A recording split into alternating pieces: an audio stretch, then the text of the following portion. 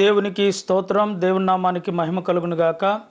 జీవాధిపతి యేసు అనుదిన వాగ్దానాల సందేశాలను వింటున్న దేవుని బిడలైన మీ అందరికీ ప్రత్యేకమైన వందనాలు. వైఈఎం యూట్యూబ్ ఛానల్ను మీరు సబ్స్క్రైబ్ చేసుకోండి. మీ బంధువులకు మీ స్నేహితులకు పరిచయం చేయండి. లైక్ కొట్టండి, షేర్ చేయండి. అంతేకాదు మరి ఈ యొక్క పరిచర్య కొరకై అనుదినం మీరు ప్రార్థన చేయండి. ఎవరైనా ఆర్థికంగా ప్రోత్సాహకరంగా మీరు సహాయం సపోర్టు అందించాలనుకుంటే ఈ యొక్క ఛానల్లో మాకున్న నెంబర్కి ఫోన్ చేసి మీరు మమ్మల్ని సంప్రదించాల్సిందిగా ప్రభుపేట మనం చేస్తున్నాం. దేవుని పరిశుద్ధ నామానికి మహిమ కలుగును గాక. దేవునికి స్తోత్రం. బాగున్నారండి? మీ అందరికీ ప్రత్యేకమైన వందనాలు తెలియచేస్తున్నాను. జీవాధిపతి యేసు అనుదిన వాగ్దానాలను వీక్షిస్తున్న మీ అందరికీ వందనాలండి. మరి తప్పకుండా ఈ వాక్యాన్ని ప్రతిరోజు మీరు వినటమే కాదు, మీ బంధువులకు మీ స్నేహితులకు కూడా వీటిని పంపండి. బాగున్నారా? మంచిది. విశ్వాసమును గురించిన మాటలను మనము ధ్యానం చేస్తున్నాం. విశ్వాసం అనే అంశంలో చాలా విషయాలు మనం నేర్చుకుంటూ ఉన్నాం. ఈరోజు కూడా మరొక వాక్యాన్ని మనం చదువుకుందాం. పరిశుద్ధ గ్రంథమైన బైబిల్లో నుండి 2వ రాజుల గ్రంథము 18వ అధ్యాయము 5వ వచనాన్ని చదువుకుందాం. 2వ రాజుల గ్రంథము 18వ అధ్యాయం 5వ వచనం. అతడు ఇశ్రాయేలుల దేవుడైన యెహోవాయందు విశ్వాసముంచినవాడు, అతని తర్వాత వచ్చిన యోధారాజులలో అతని పూర్వీకులైన రాజులలోను అతనితో చాలు. దేవునికి మహిమ కలుగునుగాక. ఇక్కడ మనం చదువుకున్న ఈ రాజు ఎవరు అంటే హిజ్కియా రాజు. యోధా రాజులలో హిజ్కియా రాజు ఏలన ఆరంభించినప్పుడు అతడు దేవుని యందు ఏముంచాడు అని రాయబడి ఉందంటే విశ్వాసం ఉంచినవాడు. ఏముంచాడండి? దేవుని యందు విశ్వాసం ఉంచినవాడు. హిజ్కియా అనే ఈ రాజు దేవునికి మరి ఇష్టుడిగా బ్రతికాడు. దేవుని యందు నమ్మకంగా బ్రతికాడు. దేవుని సన్నిధిలో ఆత్మీయునిగా మరి ఈ హిజ్కియా రాజు కనబడుతున్నాడు. అక్కడ అతడు ఇశ్రాయేలుల దేవుడైన యెహోవా యందు విశ్వాసముంచినవాడు. ఎవరి యందు విశ్వాసం ఉంచాడు చెప్పండి? ఈ నేటి దినాల్లో సంఘాలలో మనుషులు దేవుని యందు విశ్వాసం ఉంచట్లేదండి. దేవుని మాటల యందు విశ్వాసం ఉంచటల్లా ఈ లోకమునందు ఈ లోకపు మాటల యందు మనసును పెడుతున్నారు. లోక ఆశలలో జీవిస్తూ జీవితాన్ని గడుపుతున్నారు.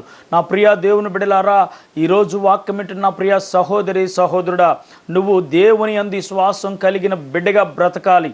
ఇక్కడ హిజ్కియా అనే రాజు ఏం చేస్తున్నాడు అంటే అతడు దేవుని యందు యెహోవా యందు విశ్వాసం ఉంచినవాడు. అతని తరువాత వచ్చిన యూదా రాజులలో అతని పూర్వీకులలో రాజులలోనూ అతనితో సమానమైన వాడు ఒక్కడునూ లేడు.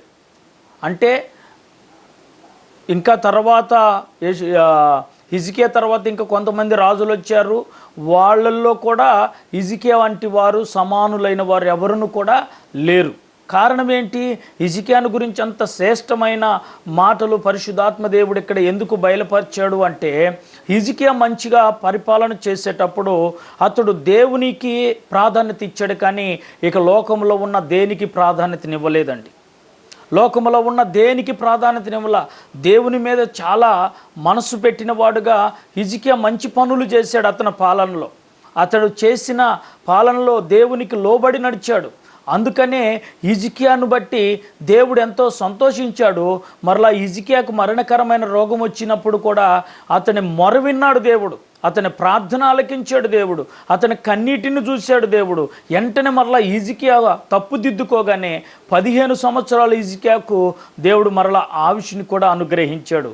ఈ మాటలు నా ప్రియ దేవుని బిడ్డలారా, ఈరోజు వాక్యం వింటున్న ప్రియ సహోదరి సహోదరుడా, నీ జీవితంలో కూడా ఎక్కడైనా విశ్వాసంలో తొలగిపోయినా, నీ మనసులో కూడా ఎక్కడైనా దేవునికి ఇష్టమైన పని చేసినా, నువ్వు ప్రభు పాదాలు పట్టుకొని విశ్వాసంతో కన్నీళ్లు కార్చగలిగితే హిజ్కియాకు దేవుడు ఆయుష్నిచ్చినట్లుగా, హిజ్కియాను దేవుడు స్వస్థపరిచినట్లుగా, హిజ్కియాకు దేవుడు మరలా ఆరోగ్యం ఇచ్చినట్లుగా ఈనాడు నీ జీవితంలో కూడా దేవుడు ఒక మంచి ఆరోగ్యాన్ని ఇస్తాడు. నీ జీవితంలో కూడా దేవుడు ఒక మంచి కార్యాన్ని చేస్తాడు. కాబట్టి వాక్యం వినటం కాదు, వాక్యం విన్న నీవు విశ్వాసము కలిగి బ్రతకటం నేర్చుకోవాలి. విశ్వాసముతో ఎప్పుడైతే నువ్వు దేవునిలో నడుచుకుంటావో, తప్పు దిద్దుకుంటావో, హిజ్కియా మరణకరమైన వ్యాధి వచ్చినప్పటికీ అందులో నుండి మళ్ళా విముక్తి పొందాడు, అందులో నుండి స్వస్థత పొందాడు. కారణం హిజ్కియా దేవునికి భయపడ్డాడు, హిజ్కియా దేవుని మాటకు లోబడ్డాడు, హిజ్కియా దేవుని యందు విశ్వాసం ఉంచిన వాడుగా కనబడుతున్నాడు.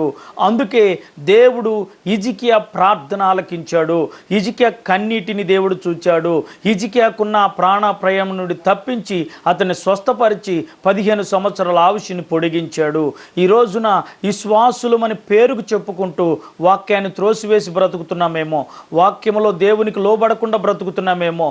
కాబట్టి ఈరోజు గమనించి ప్రియా దేవుని బిడ్డ, విశ్వాసములను ముందుకు సాగిపోతూ దేవునికి లోబడి జీవిస్తూ హిజ్కియా లాంటి విశ్వాసము దేవుని యందు నువ్వు కూడా కలిగి ఉంచాలని, దేవుని యందు విశ్వాసము కలిగి బ్రతకాలని ప్రభు పేరిట కోరుకుంటూ ఈ నా మాటలను ముగిస్తున్నాను. దేవుడి వాక్యాన్ని దీవించి ఆశీర్వదించునుగాక. ఆమేన్. వందనాలు.